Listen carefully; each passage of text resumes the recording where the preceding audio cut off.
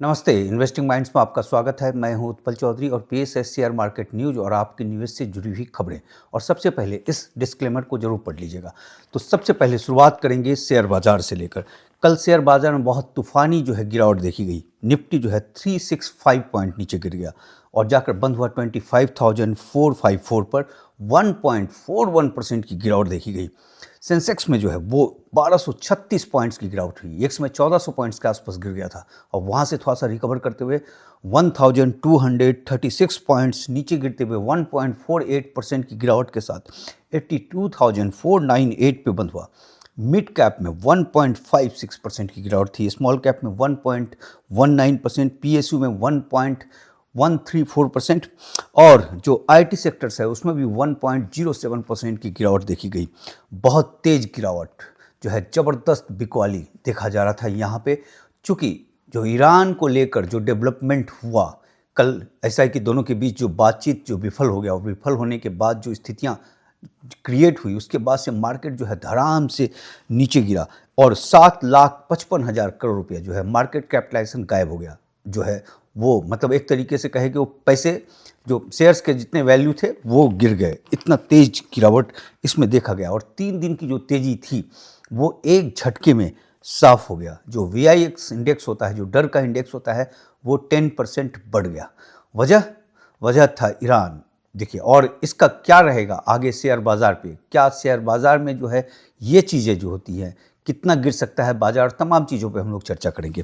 देखिए, ये होगा कि पहले ईरान और अमेरिका के बीच जो बातचीत हो रहा था जिनेवा में, वो विफल हो गया, जिसमें उसके मंत्री ने कहा कि बड़ा मुश्किल है इसमें।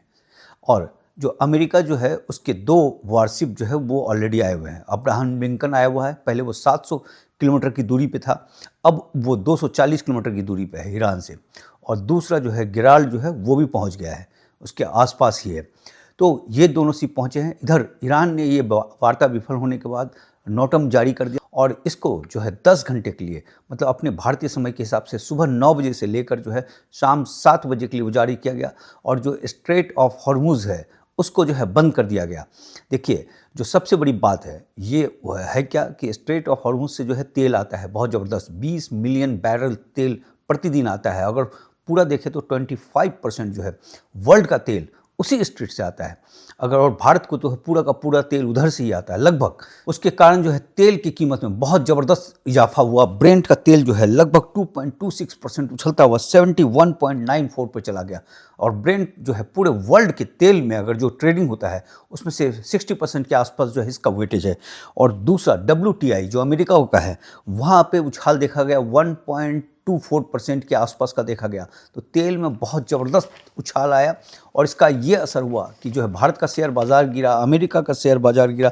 डाउ 0.54% नीचे गिरा, S&P 0.28%, नेस्डेक 0.31% नीचे गिरा है।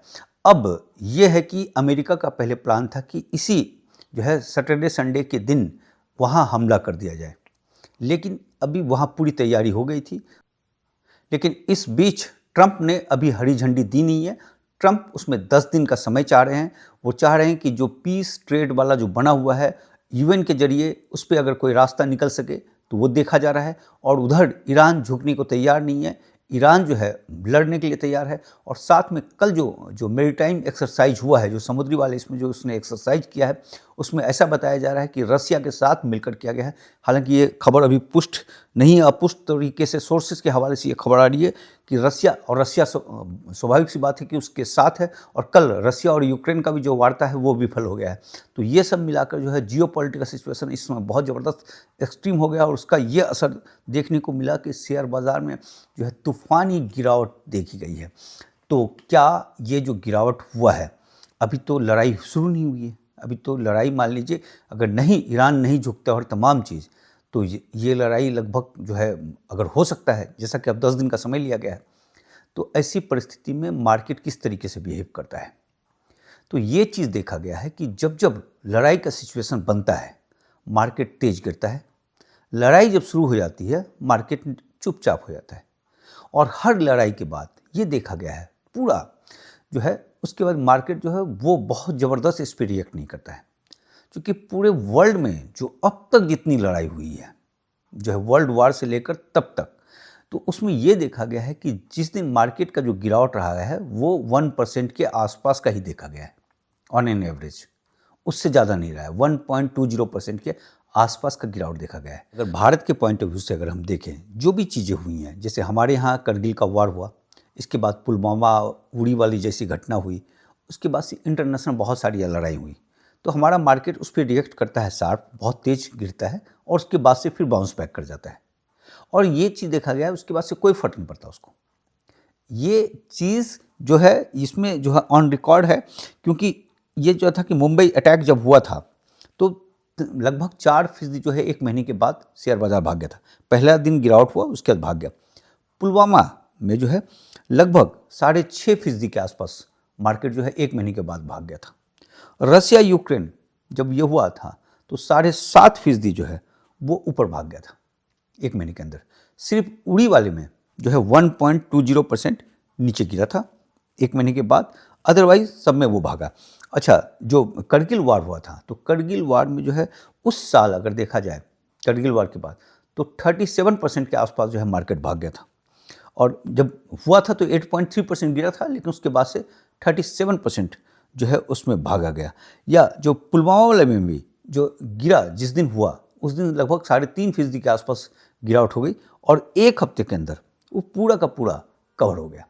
तो ये जो लड़ाई का जो सिचुएशन होता है, इस समय लोग जो जाते हैं डर, लेकिन ये होता है एक आपको उस समय जो चीज़ें होती हैं, जो शेयर्स होता है, जो तमाम चीज़ होता है, वो पूरी तरीके से बाउंस बैक कर जाता है। ये चीज़ इसमें देखा गया है। तो आज जो मेंबरशिप ड्राइव में आज इस पे हम लोग वीडियो बनाएंगे कि न्यूज़ के हिसाब से जो किस तरीके से अपने कदम उठाने चाहिए, आपकी स्ट्रेटजी क्या होना चाहिए। अगर कोई भी न्यूज़ आता है, न्यूज़ देखिए 2 तरह से आता है, या तो जब मार्केट में होता है, जब पॉजिटिव न्यूज़ आया तो उछाल मारता है, और जब नेगेटिव न्यूज़ आया तो बहुत धड़ाम से गिरता है। और देखिए बाकी म्यूचुअल फंड का जो है जनवरी का आंकड़ा है, इसमें जो है कि इसने मेटल वाले सेक्टर में लगभग 54,000 करोड़ का शेयर्स बेचा है इसने। जब जनवरी में उछाल मारा तो उसमें म्यूचुअल फंड वालों ने वहाँ बिकवाली ठीक ठाक की। और आईटी में जो है लगभग 24,000 करोड़ के आसपास का शेयर बेचा है। उसके बाद उसने केबल पे बेचा है, पीएसयू बैंक में बेचा है, और ऑयल एंड गैस में उसकी बिकवाली रही है। और ये चीज़ देखा गया है कि म्यूचुअल फंड वालों ने लगभग 31 स्टॉक्स खरीदे हैं। उसमें से 11 स्टॉक्स वो थे जो 50 से 100% के आसपास प्रॉफिट कर चुके थे। तो यहाँ पे क्या होता है कि इसमें देखा जाता है कि उसका कंडीशन किस तरीके से, इकोनॉमी कंडीशन किस तरीके से, बिजनेस किस तरीके से चल रहा है, क्योंकि महंगे शेयर्स को खरीदा है। तो इस पे किसी दिन हम लोग वीडियो बनाएंगे कि महंगा शेयर्स जो होता है उसको किस तरीके से आपको आइडेंटिफाई करना होता है और किस तरीके से उसमें आपको स्ट्रेटजी अपनानी होती है। तो इस पे चर्चा करेंगे। तो शेयर बाजार के लिए आज इतनी ही खबर है। बाकी हम लोग बात करते हैं जो है सिल्वर को लेकर और गोल्ड को लेकर। देखिए गोल्ड जो है ये ऑलमोस्ट फ्लैट रहा, 0.24% की जो है उसमें मामूली सी बढ़त देखी गई। 5,000 के आसपास वो ट्रेड करता हुआ दिख रहा है। जो बात कही जा रही है कि ऊपर 5,100 जो है एक बड़ा रेजिस्टेंस है, अगर उसको क्रॉस करता है तो फिर 5,100 से लेकर 5,400 वाले रेंज पे जा सकता है। और नीचे जो सपोर्ट लाइन है वो 4,860 जो एक मजबूत सपोर्ट लाइन बनकर उभरा है, वो इस वक्त है जहां से वो रिवर्स किया। तो ये चीज़ जो गोल्ड को लेकर है इस वक्त। सिल्वर पे एक हल्की सी तेज़ी थी 1% के आसपास, और ये $78.42 प्रति आउंस पे ट्रेड करता हुआ दिख रहा है। अब एक बात कही जा रही है कि इस समय चाइना का मार्केट बंद है और चाइना का मार्केट जो है मंगलवार से खुलेगा। तो ये हो रहा है कि भाई इस समय लोगों को उम्मीद था कि भाई सिल्वर और गोल्ड जो है बहुत तेज़ गिर जाएगा। गोल्ड में तो ज़्यादा असर नहीं पड़ता, सिल्वर बहुत तेज़ गिर जाएगा क्योंकि चाइना का बाज़ार बंद है और चाइना में बहुत ज़बरदस्त डिमांड रहता है और रेट भी जो है वहाँ ज़्यादा है। तो उसका ये इम्पैक्ट होगा कि मार्केट धड़ाम से हो जाएगा। लेकिन इस समय क्योंकि बाज़ार थामे हुए हैं अपने आप को, तो ऐसे में जो चीज़ें चल रही हैं अभी, क्योंकि उससे गुमराह ना हो, न्यूज़ से ही लोग गुमराह हो जाते हैं कि इस वक्त कि चाइना का मार्केट जैसे ही खुलेगा सिल्वर जो है $200 चला जाएगा, ऐसा कहा जा रहा है सोशल मीडिया में। और उसका बज होता है, उसका इम्पैक्ट पड़ जाता है लोगों पे। लेकिन देखिए ऐसा है कि कल ही हम लोगों ने बात कर ली है $200 पे रॉबर्ट कियोसाकी के हवाले से, तो उस पर दोबारा बात करने की ज़रूरत है नहीं। बाकी ये चीज़ देखा गया है कि चाइना का बाज़ार खुलने के बाद जो है गिरावट जो इस बार नहीं हुआ है, तो पिछले साल क्या था या उसके पहले भी क्या रहा था। तो ये है कि जो पिछले साल का हमने आंकड़ा उठाया है कि पिछले साल जब 28 जनवरी से लेकर 4 फरवरी तक बंद था, चाइना का मार्केट। और जो 27 फरवरी को जो था रेट उसका वो 31.306 था। और जब मार्केट जिस दिन खुल रहा था 3 फरवरी के आसपास जो है वो 31.089 था। यानी मार्केट, चाइना का मार्केट जब बंद हो गया था तो सिल्वर गिरा नहीं था, बल्कि 0.70% की तेजी थी। और अभी भी जो चाइना का बाज़ार जब बंद हुआ था तो 77 के आसपास था और अभी 78 के आसपास है, तो गिरा नहीं है, नंबर एक।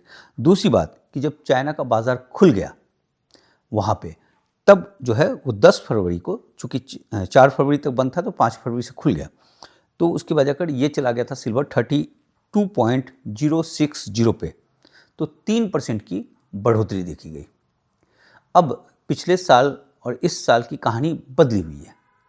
तो ऐसे में कि अगर जो भी सिल्वर पे तेज़ी आएगा चाइना के बाज़ार को खुलने के बाद, मान लीजिए कि जो बहुत ज़्यादा अगर आ जाएगा, बहुत ज़्यादा, तो 77, 78 है और 85 जो है एक बहुत बड़ा जो है रेजिस्टेंस है, उसको तोड़ने के बाद ही 91 वाले रेंज पे जाएगा। तो ऐसी परिस्थिति में जो चाइना का मार्केट खुलता है तो रेट में मान लीजिए बहुत ज़्यादा, अगर बहुत तेज़ी अगर आ जाएगी, बहुत ही ज़बरदस्त तेज़ी, तो और इस समय थोड़ा सा ईरान वाला कंडीशन भी उसको सपोर्ट कर रहा है, तो ऐसे में वो 85 को हो सकता है कि तोड़कर जो 85 से 91 वाले रेंज पे जाता हुआ दिख जाए।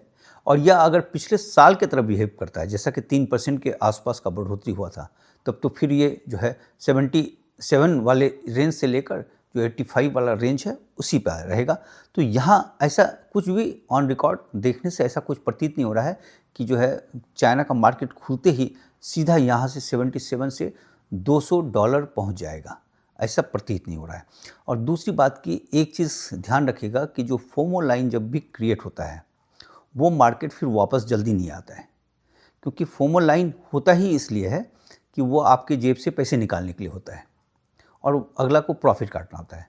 तो वो होता नहीं है कि फोमो लाइन क्रिएट होकर 121 चला गया और वो 121 जो है वो आपको 1 महीने के अंदर वापस कर देगा, वो ऐसा देखा नहीं जाता है। 10% की गिरावट के बाद वो रिवर्स हो जाता है, लेकिन 30-40% की गिरावट के बाद वो निकलने में समय लगता है, क्योंकि वो आपके जेब से पैसा निकाल कर गया हुआ है और आप फंसे हुए हो। तो अभी अगर उठाकर 200 कर देगा तो आप तो सब बेच बाच के निकल जाओगे ना, तो फिर तो इकॉनमी में जो है वो फिट ही नहीं बैठता है। तो वो चीज़ होता नहीं है, अब जो उसमें वक्त लगता है, क्योंकि टाइम करेक्शन जो है वो सबसे बड़ा जवाब होता है इन तमाम चीज़ों का। तो ये था। अब आगे से हम लोग शेयर बाज़ार की खबरों पे जिस तरीके से पहले रहते थे उसी तरीके से अब इसमें पूरी तरीके से वापसी होगी। शेयर बाज़ार की खबर पे जो भी इंटरेस्टिंग चीज़ें, काफ़ी अच्छी खबरें हमने दी है शेयर मार्केट को लेकर, काफ़ी एक्सक्लूसिव खबर, जिस तरीके से सिल्वर गोल्ड को लेकर दिया था उसी तरीके से शेयर मार्केट को लेकर दिया है, वो आगे जारी रहेगा आपको अब। और दूसरी बात, अगर गोल्ड सिल्वर में भी कोई बहुत बड़ी खबर होगी तो वो भी दिया जाएगा, जो है वो अपडेट आपको मिलता रहेगा। और एक और बात कि जो मेंबरशिप ज्वाइन करना चाहते हैं तो वो आप ज्वाइन कर लें, क्योंकि जो आप चीज़ कोचिंग में सीखते हैं जाकर, वो चीज़ जो है मेरी कोशिश है कि वहाँ पे उन चीज़ों को बताया जाए जो धीरे धीरे हम लोग टेक्निकल चार्ट से लेकर तमाम चीज़ों पे आएंगे, एक एक चीज़ पे जाएंगे, किस तरीके से शेयर्स को आइडेंटिफाई किया जाता है, तमाम चीज़ किया जाता है, स्क्रीनर को किस तरीके से पढ़ना चाहिए, चार्ट जो ट्रेडिंग व्यू में जो चार्ट देखते हैं उसको आपको किस तरीके से ये करना चाहिए, वॉल्यूम के हिसाब से कहाँ पे क्या स्टेप लेनी चाहिए, इन तमाम चीज़ों पे धीरे धीरे हम लोग उस पर जाएंगे। तो प्लीज़ चैनल को लाइक और सब्सक्राइब कर लें।